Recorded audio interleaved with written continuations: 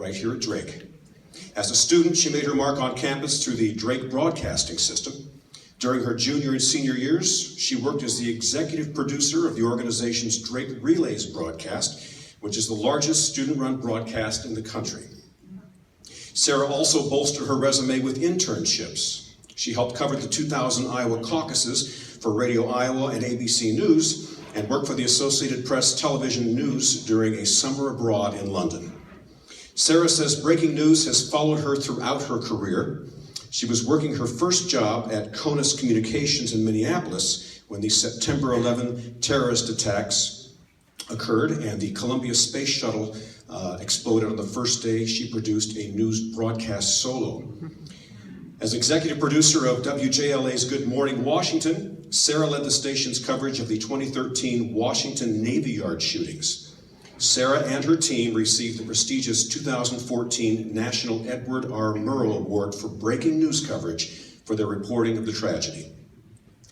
Sara has also received numerous Emmys for her work at WJLA and WTTG in Washington. She is currently the Assistant News Director for KHOU in Houston. Throughout her career, Sara has drawn upon the skills she learned as a student in the School of Journalism and Mass Communication. One lesson that continues to stand out in her mind is journalism professor Bob Woodward's iconic admonition, accuracy, accuracy, accuracy. Sara, in recognition of your extraordinary career thus far, I'm pleased to present you with this year's Young Alumni Achievement Award.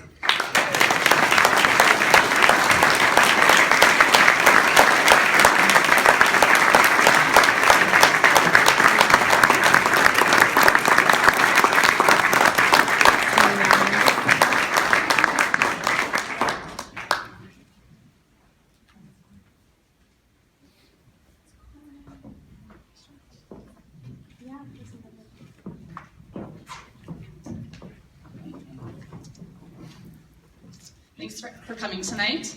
Thanks in part to Drake University and a lot of people in this room, I'm living my dream. I knew when I was a little girl I wanted to work in television news. Now, some 30 years later, I'm a manager at one of the most respected stations in the country.